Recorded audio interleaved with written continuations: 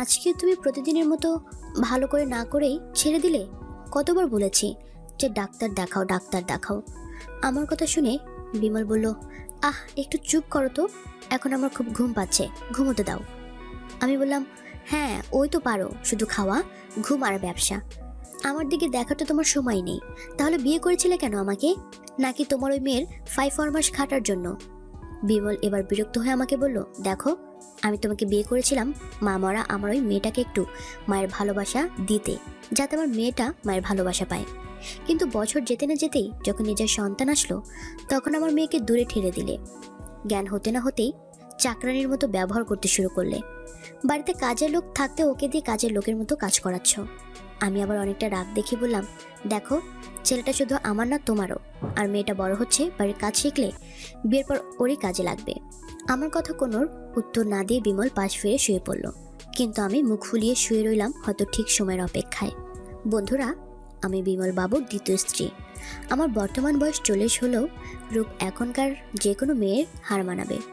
আমার গায়ের রং ফর্সা, ডাবগুলো যে কাউকে আকর্ষণ করবে, আর দলিয়ে দলিয়ে হাঁটার সময় একটা মাদকতায় পড়ে যায়। অন্যদিকে আমার স্বামী বিমল বাবু, বয়স 48 বছর। ওর প্রথম স্ত্রী একটি কন্যা সন্তান জন্ম দিয়ে মারা যান, আর সেই মেয়েকেই মানুষ করার জন্য আত্মীয়দের উপদেশে বিমল আবার বিয়ে করেন। কিন্তু সেই আমি খুবই মডার্ন। বিমল বাবুর সাথে বিয়ের 1 বছরের মধ্যে আমাদের একটি পুত্র সন্তান হয়। আর সেই ছেলে জন্মানোর পর থেকেই আমি আমার স্বর্গীয় সতীনের মেয়ের প্রতি কেন যেন একটা অবহেলা চলে আসে। এদিকে বিমলবাবু বয়সের কারণে খেলাধুলায় অক্ষম হয়ে পড়েন। কিন্তু আমার বয়স 40 হলেও আমার প্রায় একদিন পরপরই প্রয়োজন হয়। কিন্তু বিমল আমার চাহিদা মেটাতে অক্ষম।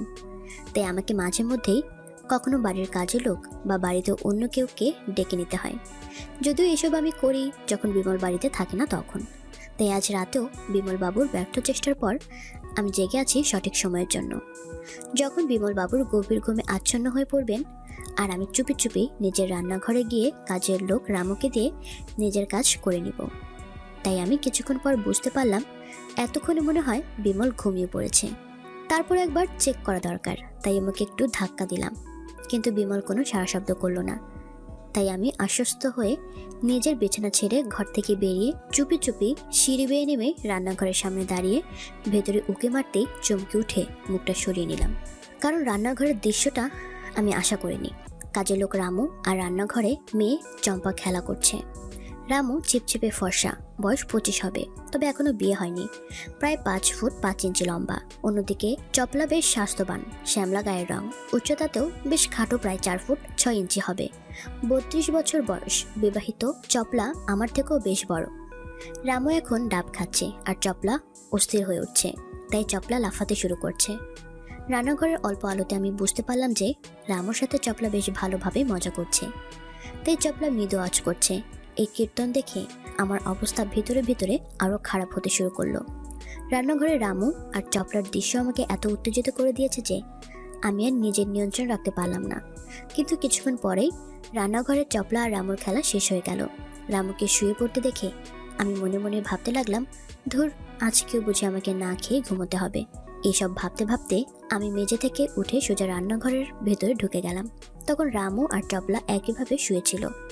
আবছা আলোতে আমি চপলাকে লক্ষ্য করে এক হাতে ওর চুলের মুঠি ধরে টান মারতে চপলা আহ করে চেঁচিয়ে উঠল।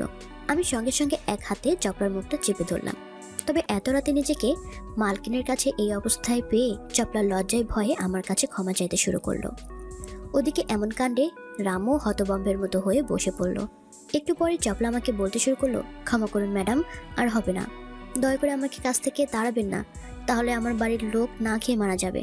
আমি তখন ভীষণ রাগ দেখিয়ে বললাম, বাড়িতে বর থাকতে পরপুরুষকে দিয়ে মজা করছিস, তাও আবার আমার বাড়িতে? তোর সাহস তো মন্দ না। তোর বরকে বললে কি হবে জানিস? চপলা এবার আরো ভয় পেয়ে কাঁদতে শুরু করলো, কিন্তু আমার ধমকে চুপ করতেই হলো। তারপর ও আমাকে বলল, দয়া করুন ম্যাডাম, আমার স্বামীকে জানাবেন না, ও জানতে পারলে আমাকে খুব মারবে, দয়া করুন ম্যাডাম। বন্ধুরা, আসলে আমি তখনও বেশ উত্তেজিত হয়েছিলাম, তাই আমি নিজেকে শান্ত করে চপলার মুখের সামনে মুখ নিয়ে বলতে শুরু করলাম, ঠিক আছে, তোকে তাড়াবো না, তবে আমি যা বলবো তাই তোকে করতে হবে। আমার এমন কথা শুনে চপলা বলল, আপনার অশেষ দয়া, আপনি আমার মালিক, তাই আপনি যা বলবেন আমি তাই করব। আমি ওর কথা শুনে খুশি হয়ে জিজ্ঞেস করলাম, আচ্ছা চপলা, তোর বর তোকে মারে কেন? চপলা এবার সাহস জগিয়ে বলতে শুরু করলো, আর বলবেন না দিদি, ও শুধু পাড়ায় পাড়ায় ঘোরে, কাজ কাম কিছু করে না, আর আমার টাকায় মদ খায়।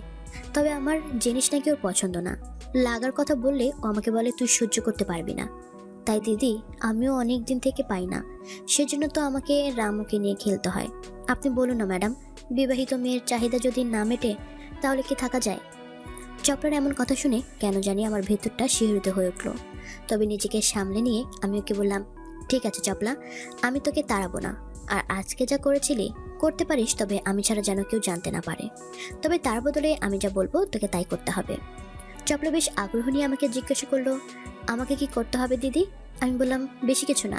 তুই বলেছিলি না তোর স্বামী কোনো কাজ করে না, আমি তাকে একটা কাজ দেব, তার বদলে মোটা মাইনেও পাবে। চপলা খুশিতে গদগদ হয়ে আমাকে বলল, আপনার অনেক কি বা দিদি, তবে কি কাজ যদি বলেন? আমি তখন ঠোঁটের কোণে একটা কামড় তো হাসি দিয়ে বললাম, আমার তোর বরকে চাই। এই কথা শুনে চপলা অবাক হয়ে আমাকে জিজ্ঞেস করলো, মানে? আমি বললাম, মানে তোমার বর আমার 5-4 মাস খাটবে, আমি যখন যা চাইবো এনে দেবে, আমি যা করতে বলবো তাই করবে, এমনকি আমার সাথে লাগাতেও হবে। চপলা বলল, কিন্তু ম্যাডাম এটা কি করে সম্ভব? আমি আমার বরকে কিভাবে আপনার সাথে? আমি বললাম, সম্ভব, সব সম্ভব, তুমি চাইলেই সম্ভব, আর যদি না হয় তাহলে তুমি ভালো করে জানো আমি কি করতে পারি। চপলা এবার আমার কথার মানে বুঝতে পেরে আর কোনো আপত্তি করলো না, ও রাজি হয়ে গেল। তারপর চপলা বলল, কিন্তু ম্যাডাম আমার বর যদি আসতে না চায়? আমি বললাম, সেটা আমি জানি না, তোমাকে আনতেই হবে ওকে, যেভাবেই হোক, তারপর আমি বুঝে নেব। চপলা বলল, ঠিক আছে ম্যাডাম, আমি চেষ্টা করব। বন্ধুরা, এতক্ষণ কিন্তু চপলা আর আমার দিকে রামু ফ্যালফ্যাল করে তাকিয়েছিল, বোঝার চেষ্টা করছিল যে কি হচ্ছে। কিন্তু রামু এবার সাহস করে বলেই ফেললো, তাহলে ম্যাডাম আমার কি হবে? আমি বললাম, তুই যেমন আছিস তেমনই থাক, চপলার সাথে মজা করবি আর আমার সাথেও। আমার কথা শুনে রামুর মুখে আনন্দের হাসি ফুটে উঠলো। এরপর আমাকে লাগাতে শুরু করলো আর চপলা আমার সেবা করতে লাগলো।